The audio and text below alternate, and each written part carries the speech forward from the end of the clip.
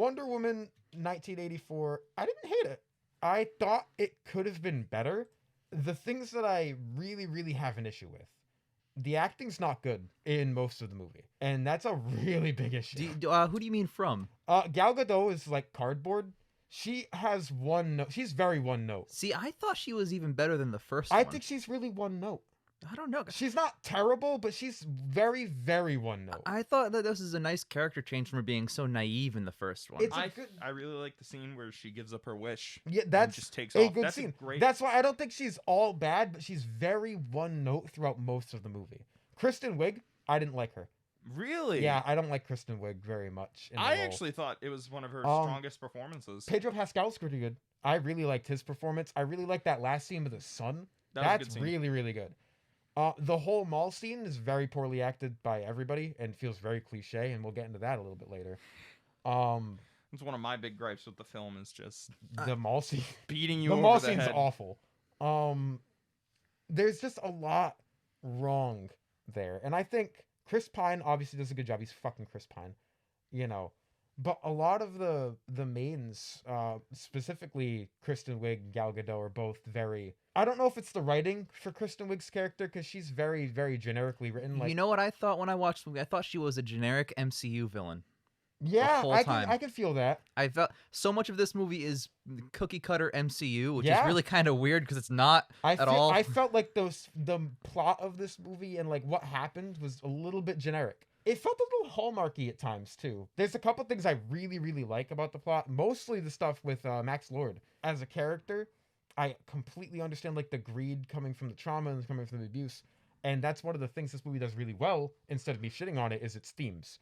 This movie has a lot of really good themes, and it follows through with all of them.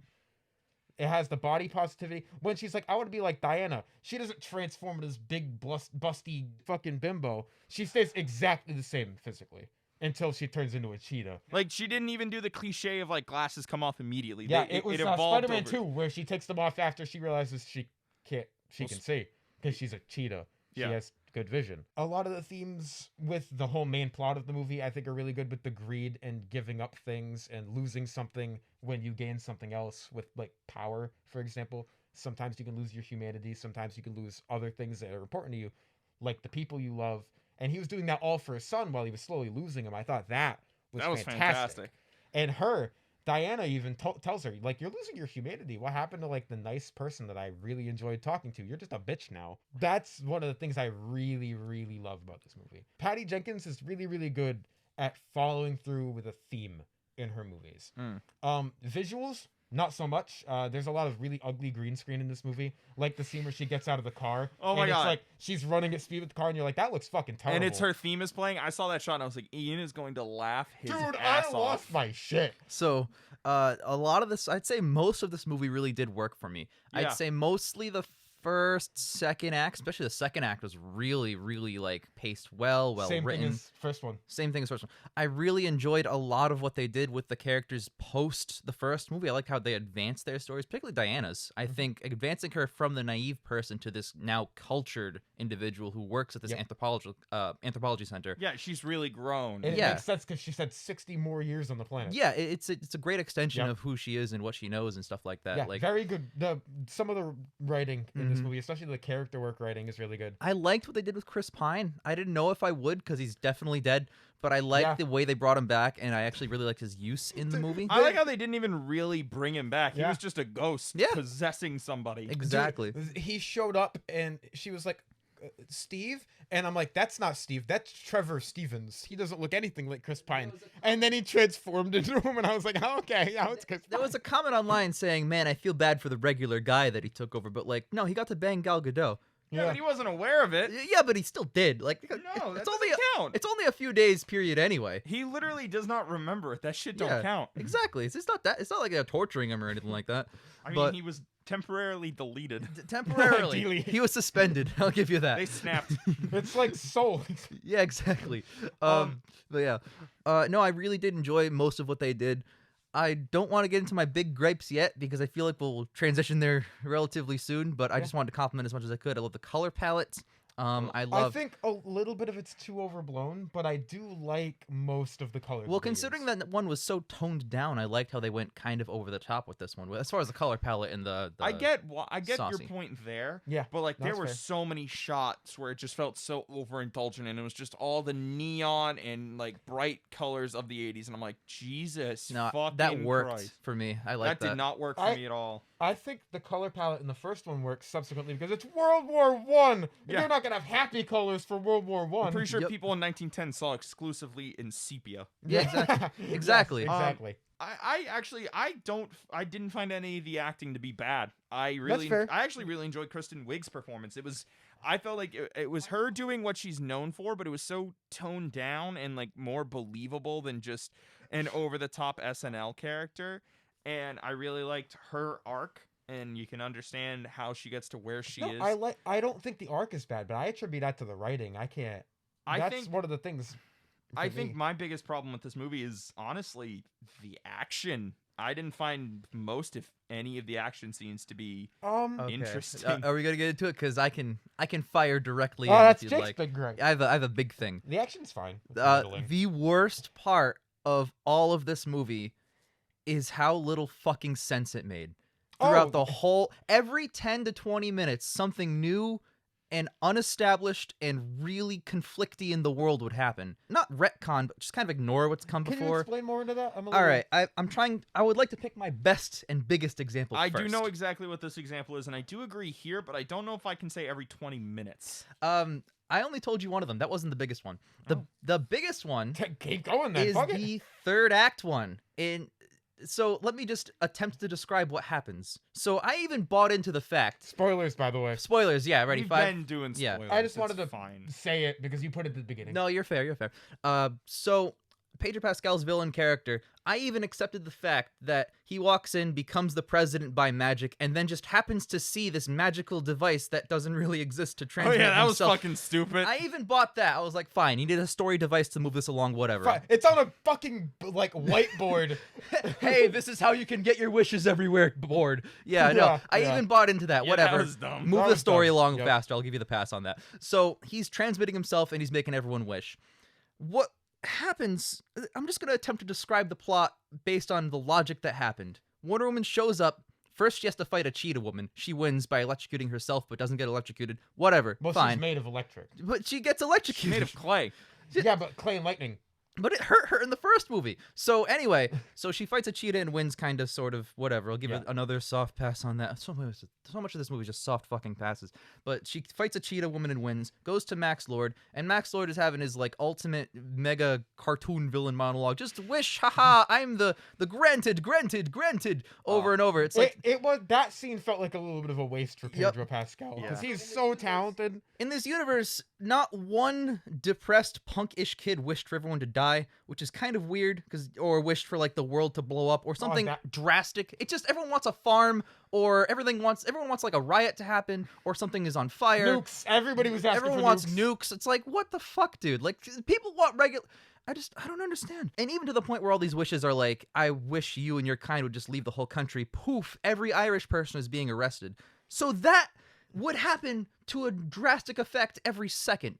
And nothing in the world really changed except for just riots and people yelled at each other a lot. And I feel like there's got to be a 3-year-old somewhere who's like, I wish the world were Candyland. And the whole fucking world turns into, some random dumb shit. And the movie never gets into logic. So anyway, everyone's just wishing for like regular wishes, I guess. And then Pedro Pascal is like, granted. Wonder Woman attempts to fight him, kind of wins, kind of loses, goes back against the wall. And then she throws her lasso at it. The lasso flies away from him, but then she throws it again, but because she cared this time, it goes to him through the force and then wraps around his leg. She then whispers about how everyone should just love each other all the time to no one, And then from it works. 20 feet away. The lasso somehow carries that message through the corpse of Pedro Pascal while he's being granted, man, and then transmits yellow through the whole world. Every tube TV turns yellow, and everyone everywhere is watching TV for some reason and is just like mesmerized in this mega hypnotic state while she whispers to the whole world, and the wishes all at once get rescinded by every single person. That's like the dumbest fucking way you could have done that. You couldn't have made like any actual sense. I'm so glad that the power of love overconquered Pedro Pascal being crazy. One more thing I will add. Yeah, because I want to fire in on your... They used... And look, I worked at a movie theater in 2016, so I've heard the end credits of Batman vs. Superman 7 or 8 times when cleaning out the theaters at the end of that movie. But they used the exact fucking Batman suite during Batman vs. Superman, during that climactic Wonder Woman part, with the exact beats, the exact tones, it's like they took the fucking soundtrack and pasted it.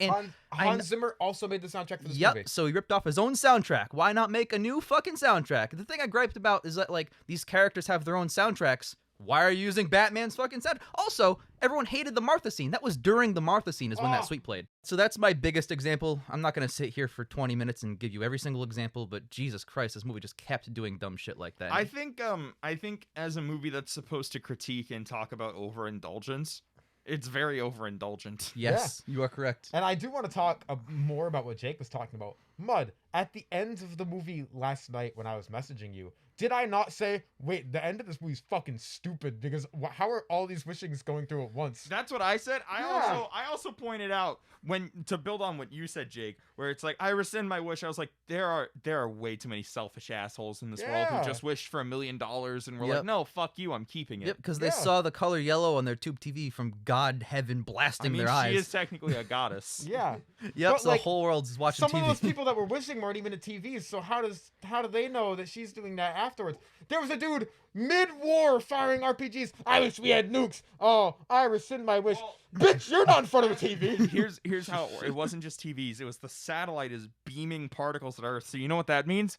Billions upon billions of tiny, unseeable sky beams. Yep. Billions sky beams. And then, like, the lasso, I guess, was beaming her internal or external quiet monologue from 20 feet across the room into Pedro Pascal into the brains of every human on Earth. It was established with Chris Pine that you can just, like, beam information into people with the lasso. Yeah, that was a new power also. Yeah, she lots has of a lot just of new new powers in this movie. Yep. I like some of them. I like the invisible thing because Zeus did it. Invisible and flight were pretty cool. Zeus did it to Themyscira, so therefore, since as Zeus her is her dad, as his daughter, she should be able to do that. I understand that it's a reference to the jet, but again, that was not a power that was set up at all. She just goes, "Oh, I've been trying to make something invisible once." She did. Yeah, there's no setup to that. But there's no setup to a lot of stuff in this film. Like, 2/3 of the way through, she's like, "Oh, this is the armor of Asteria or whoever," and then she wears it in the final fight, and it does not matter. It doesn't matter. Dude, that armor has lasted 2,000 years, and then the wings get crushed in, like, one brawl. Yep. Yeah, it's wow. Like, how the fuck did... It hold off every man, and then it loses to one apex cheetah man. Cheetah lady. Overall, I can't say I didn't like this film. No, I agree too. Many flaws that there are. I'm like, I watched it, I was like, this is a good film. I had a good time. I understand why people don't like it who don't like it. It's overindulgent, feels a little bit generic at parts. It's messy. It's a messy film. It's not perfect. But for me, what floats it above being mid or bad is the theme work. What Patty Jenkins did with the script and what she did with the characters. She's smart. Yeah, she is. She's definitely helped write the movie, obviously. She's a very competent director. Yes. And while I'm not a huge fan of seemingly a lot, I really think the themes and what the characters are doing is important and well construed. I think one of my problems with this film is, again, it's one of those things where I'm like, well, this is part of a larger universe, but not only is it part of a larger universe, it's a larger universe that's also a flashback film that takes place before everything else. So where's the scene in Man of Steel where John Kent's like, son, when I was like 15, this dude named Pedro Pascal granted everyone a wish. Remember when we all had that psychic attack that one time in the 80s at the same time? To compare it to Captain Marvel, which was also a flashback movie in the MCU, that movie is largely very self-contained. There's no skybeam. There's no giant fight at the end. You know, like, she never really interacts with people outside of people who it would have made sense for her to interact with, if that makes sense. Fair. You know, Wonder Woman, she's going to Cairo. There's giant stone walls. Like, There's people are dropping dead in the streets. And it's like, how do people not... Like, I get it. You can make the argument of when would that have come up in conversation. But it's one of those things where it's like, just the fact that this exists in the world. This is like 8 billion 9/11s everywhere. It would be a cultural thing. You know, it would be a cultural thing that people reference. It would just be part of the cultural zeitgeist. It would make sense for somebody to like reference it, or there'd be like imagery of it somewhere. You know, because these things, world events like that don't just fade. Yeah. Yep. It's also weird that Chris Pine would possess the soul of someone else to come back. He possessed Trevor Stevens. Yeah, he couldn't just like appear. And you can make the argument of, oh, well, the dream thing needed to make that happen. Like, no, it didn't, because it created the Great Wall of Egypt immediately. So, like, you can very easily just snap magic into existence. Also, how many people were wishing for that, like, wall to not be there anymore? Because they couldn't go to work Why was anymore. it just going up and down, up and down, up and down? That's what I'm saying. I want the wall. I don't want the wall. Wouldn't the world keep transforming into endless versions of itself over and over again? Fuck it, I wish the world was Cybertron. Right! There's a guy. I wish the Earth was Unicron. There's some guy out there saying, I wish it were Cybertron, if that Transformers exists in this world. But, like, my point stands. Like, I feel like there'd be dumb shit happening. Where's the army of sex slaves? Oh, and I haven't even talked about this thing that I made Jake pull up. Cheetah, I think the body looks really good, but her face was dumb. I didn't hate the design. It's simple. I mean, I don't really see I anything didn't wrong like with the it. face, just the face. The body part looked fine. The fur, like the animation on it was good. But the face just doesn't match for some reason. I didn't even think about that. No, that's fine. That was just a little gripe that I had. That was kind of weird. There's also a lot of cheetah and leopard print things before in the movie to be like, cheetah's going to be in that. And I'm like, I know. It's imagery. I saw the trailer. It's imagery. I liked it, though. Yeah, I really liked it. I understand why people don't.